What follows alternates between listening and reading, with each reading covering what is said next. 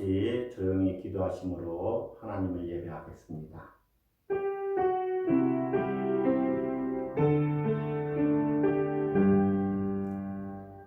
여호와여, 주의 율례들의 도를 내게 가르치소서.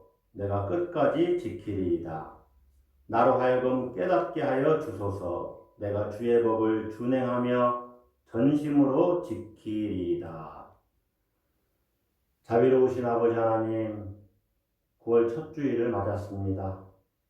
코로나19 바이러스로 인해서 하나님 온전히 함께 모여 예배하지 못함을 용서해 주시고, 또 이렇게 동영상을 촬영하면서 예배하는 우리를 불쌍히 여겨주시길 간절히 소원하옵고, 우리 가운데 함께 하시며 우리의 예배를 받으시옵소서. 예수님의 이름으로 기원드리옵나이다. 아멘. 찬송가 10장입니다.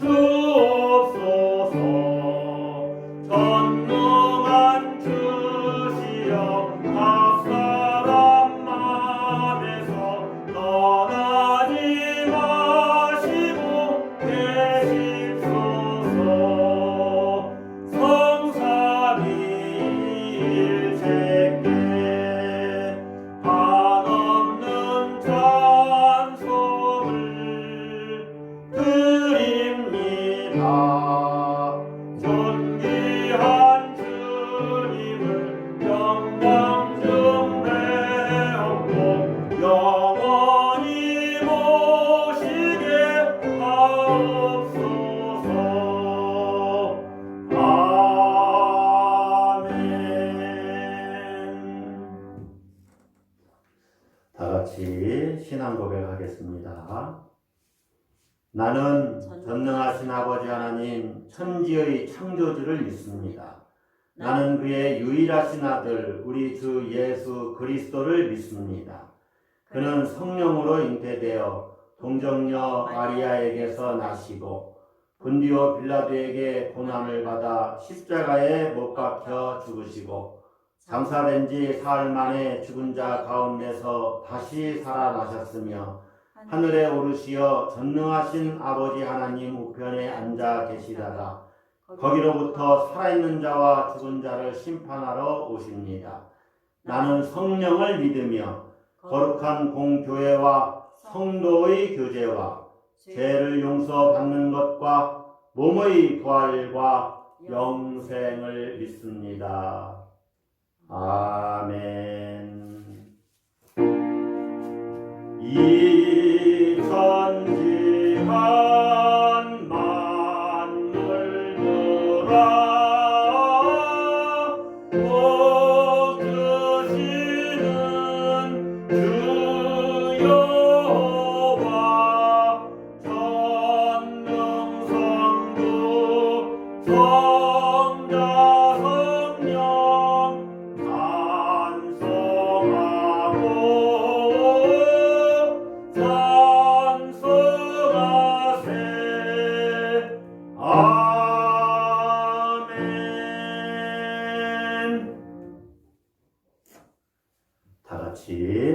기도하겠습니다.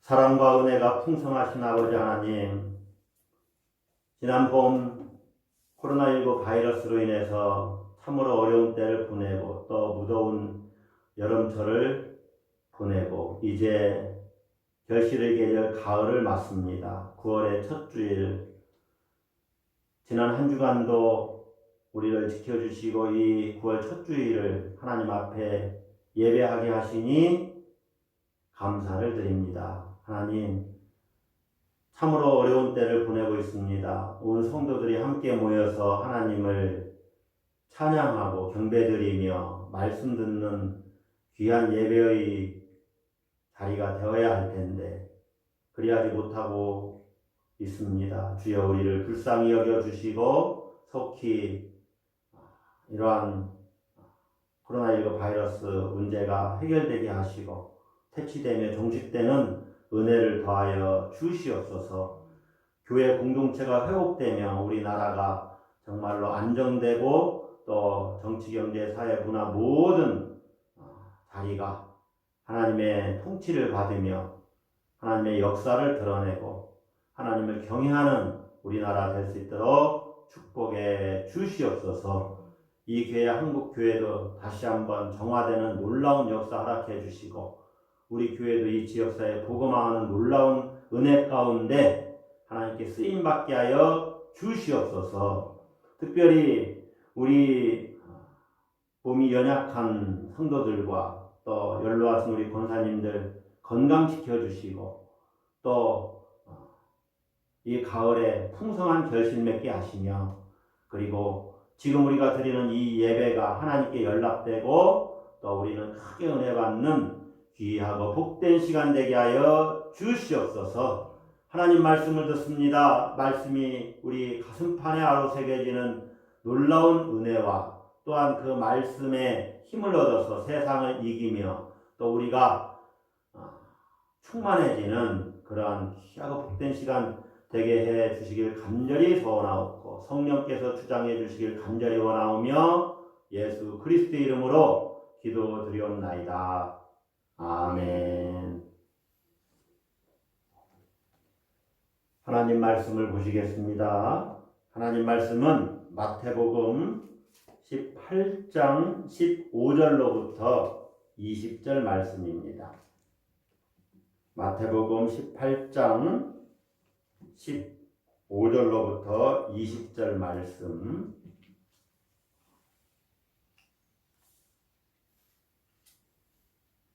다 같이 함께 봉독하겠습니다. 마태복음 18장 15절. 내 형제가 죄를 범하거든 가서 너와 그 사람과만 상대하여 권고하라. 만일 들으면 내가 내 형제를 얻은 것이요 만일 듣지 않거든 한두 사람을 데리고 가서 두세 증인의 입으로 말마다 확증하게 하라. 만일 그들의 말도 듣지 않거든 교회의 말하고 교회의 말도 듣지 않거든 이방인과 세리와 같이 여기라.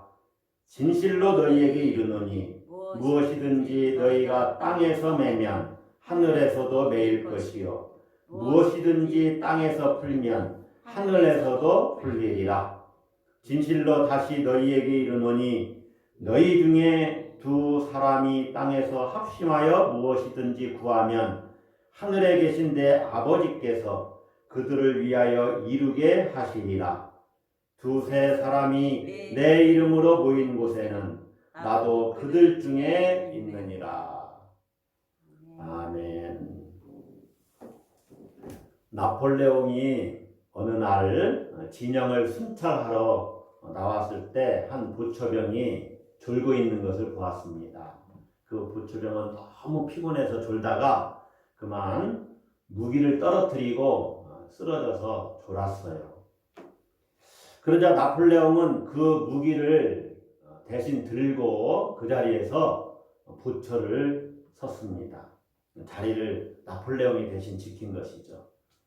한참 후에 그 부처병은 깨어났고 무기가 없어진 것을 보고 깜짝 놀라고 어쩔 줄을 몰라 했습니다.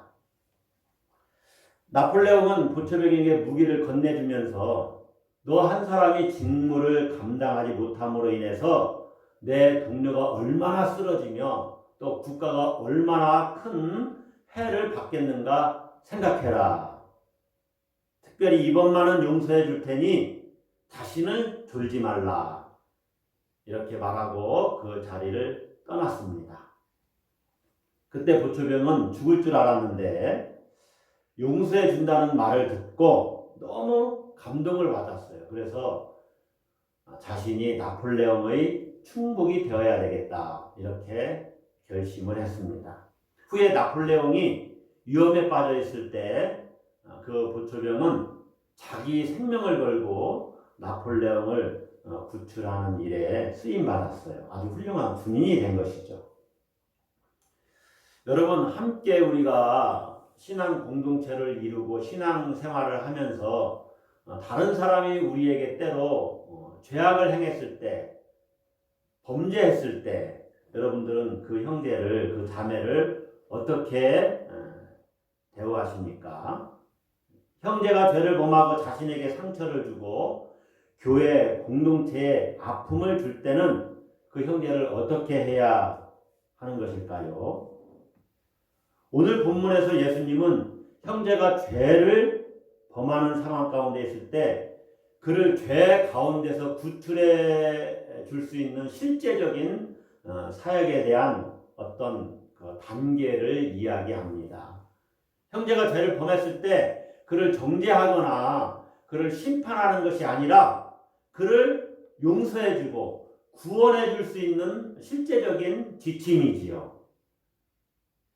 기독교 역사 속에서 이 말씀은 자주 교회 안에 문제를 일으킨 사람들에 대해서 그들을 어떻게 출교시킬까 하는 단계, 다시 말하면 그들을 교회에서 내보내는 단계에 대한 말씀으로 해석이 되었습니다. 그런데 본문의 문맥을 자세히 살펴보면 이 말씀은 잃어버린 양을 찾는 목자 이야기와 그리고 형제가 죄를 범하면 7번씩 70번까지라도 용서하라는 말씀 사이에 있습니다. 잃어버린 양을 찾는 목자 이야기, 또 형제를 용서하라는 이야기 사이에 이 오늘 본문이 끼어 있다는 것이지요. 그러한 문맥을 통해서 볼 때 오늘 본문은 형제의 죄에 대해 어떻게 용서할 수 있을까 하는 문제를 다루고 있다고 우리가 볼 수가 있습니다. 여러분, 함께 신앙생활하던 형제가 죄를 범했을 때 그 형제를 어떻게 해야만 할까요? 자, 예수님은 범죄한 형제에 대해서 3단계의 조치를 취하라고 권면합니다. 아주 신중하게 3단계의 조치를 행하라는 것입니다. 먼저는 혼자 그 사람을 찾아가서 죄에서 돌이키기를 권하라고 이렇게 말씀합니다. 그 말씀이 15절에 나오죠. 내 형제가 죄를 범하거든. 거기 보면은 각 주에 4개 죄를 범하거든 이렇게 되어 있죠. 그러니까 자신에게 죄를 범하거든, 형제가 나에게 죄를 범하거든 이렇게 해석할 수가 있는 거예요. 내 형제가 죄를 범하거든 가서 너와 그 사람과만 상대하여 권고하라. 만일 들으면 내가 내 형제를 얻은 것이요. 그러니까 나에게 죄를 범한 사람에게 찾아가라는 거죠. 이게 결코 쉬운 얘기가 아니죠. 괘씸하고 나에게 손해를 입히고 내게 죄를 행한 사람, 범죄한 사람, 아주 정말로 어떻게 하면 이 복수를 갚을까 이렇게 대부분 생각할 것 아닙니까? 그런데 찾아가서 그 사람만 상대하고 다른 사람은 그 자리에 있지 않도록 하고 그 사람만 만나서 권고하라는 거예요. 당신이 이러한 잘못을 했습니다. 그러나 내가 당신을 용서하겠습니다. 이렇게 권고하라는 거예요. 단 둘이 만나서 얘기해 보라는 것이죠. 이것은 가급적 문제를 확대하지 말고 조용히 해결하기 위한 조치입니다. 결코 쉬운 일이 아니지요. 그런데 예수님은 상처받은 본인이 그를 먼저 찾아가서 만나라는 것입니다. 그러므로 이 본문은 용서를 말하고 있는 거예요. 매우 하기 힘든 용서지요. 용서하고 그를 얻으라는 것입니다. 만약에 그가 권고를 받아들이면 두말할 것 없이 그를 용서하면 됩니다. 그를 받아들이는 것입니다. 그래서 그가 교회 공동체에 계속 남아있고 구원을 얻도록 도우라는 것이지요. 자, 두 번째 단계는 상처받은 사람이 직접 가서 그에게 용서의 기회를 주었음에도 불구하고 그가 돌이키지 않으면 이제 한두 사람을 더 데리고 가서 두세 증인의 입으로 말마다 확증하게 하라고 합니다. 말마다 확증하게 하라. 죄를 범한 자의 말만 확증하는 것이 아니라 이 상처받은 사람의 말까지도 확증하는 것입니다.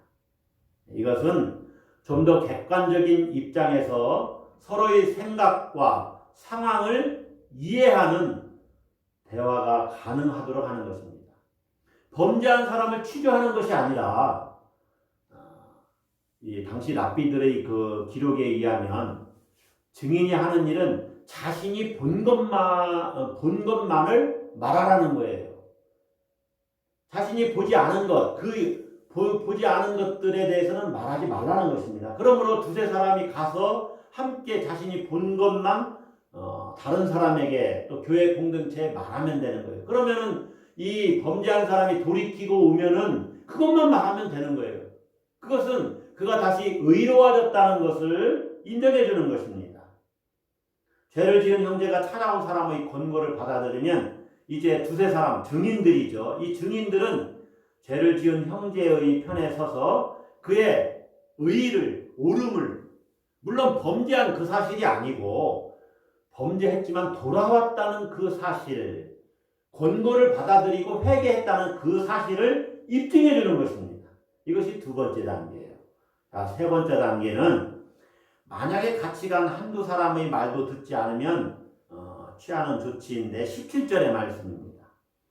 만일 그들의 말도 듣지 않거든 교회의 말하고 교회의 말도 듣지 않거든 이방인과 세리와 같이 여기라. 자, 두세 사람, 처음에는 상처받은 사람, 그 사람이 혼자 찾아갔는데 그의 말도 듣지 않았죠. 다음에는 한두 사람을 데리고 가는데 그들의 말도 듣지 않았어요. 그러면 이제는 교회 공동체 이야기에서 교회가 권면할 수 있도록 하라는 것입니다. 여러분, 그 사람을 정죄하기 위해서 찾아가는 것이 아니라는 것을 기억해야 돼요. 계속 회개할 수 있는 기회를 주는 것입니다. 그래서 이 교회 공동체의 이야기를 듣고 이 사람이 돌이키면 이제 그 교회 공동체는 그를 의롭게 대하는 것이죠.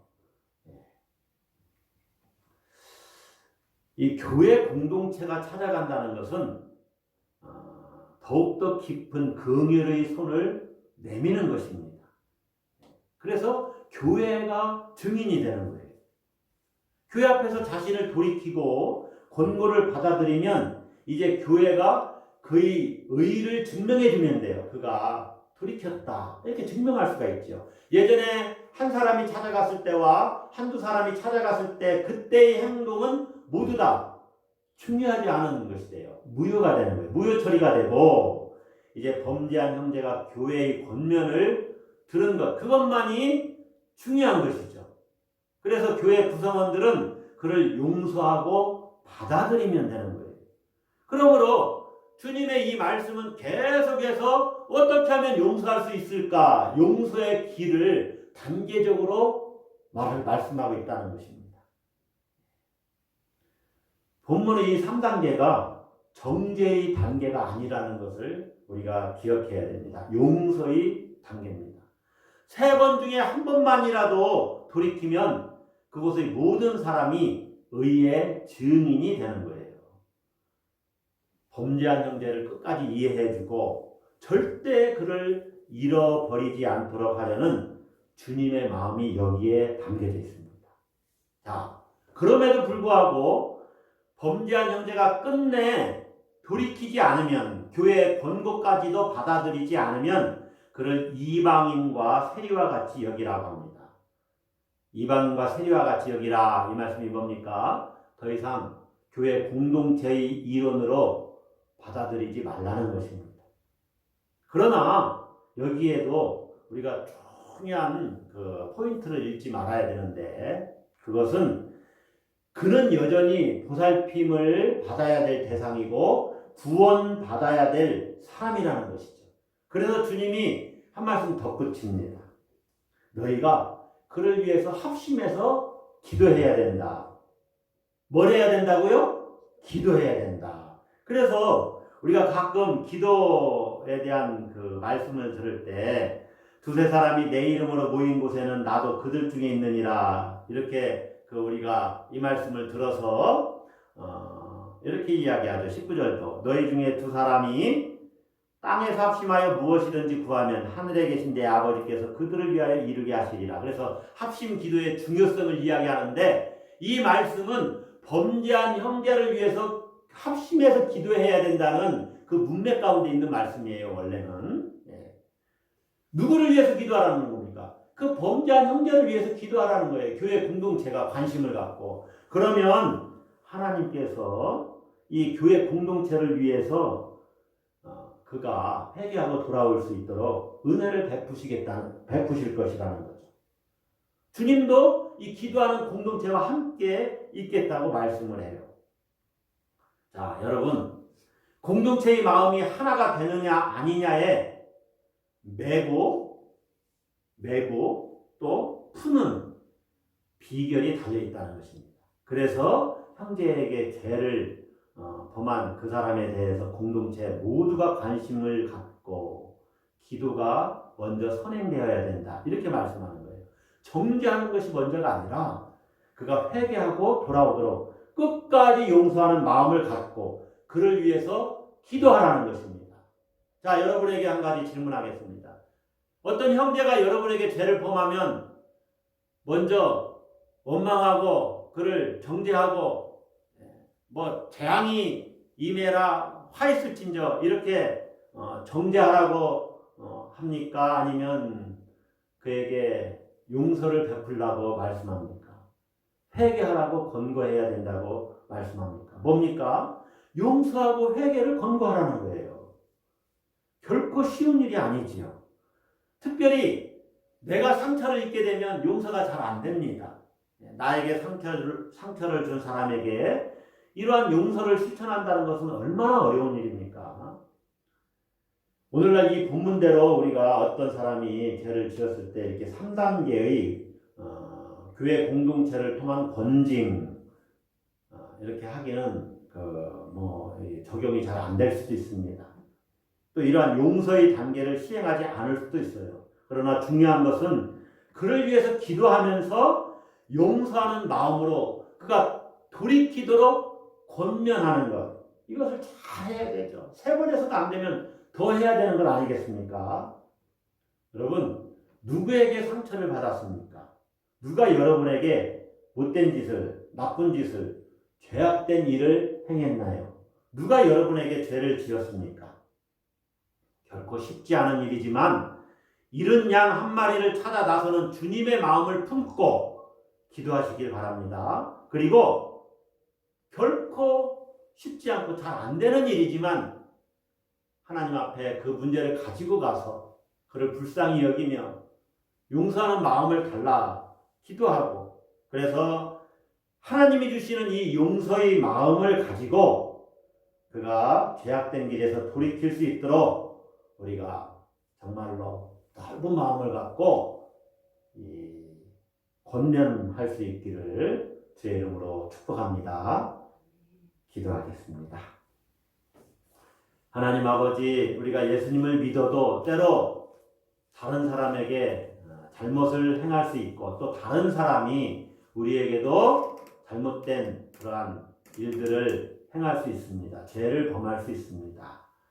그러나 우리는 예수님의 제자고 또 예수님으로부터 용서받은 그러한 하나님의 자녀이므로 그를 정말로 불쌍히 여기며 용서하라고 하십니다. 하나님 우리가 용서할 수 있는 마음 갖도록 은혜 베풀어 주시고 정말로 그가 돌이킬 수 있도록 넓은 마음을 갖고 신중하게 또 사랑의 마음으로 권면할 수 있도록 우리를 다시 한번 새롭게 하여 주시옵소서. 한 주간도 믿음으로 승리하는 우리 모든 성도들 다 되도록 복 주시길 원하옵고 예수 그리스도의 이름으로 기도드리옵나이다. 아멘.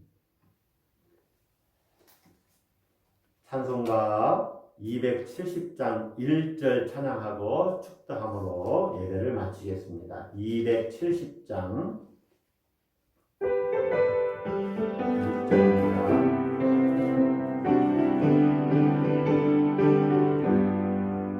변찮는 주님의 사랑과 거룩한 보혈의 공로를 우리 다 찬양을 합시다.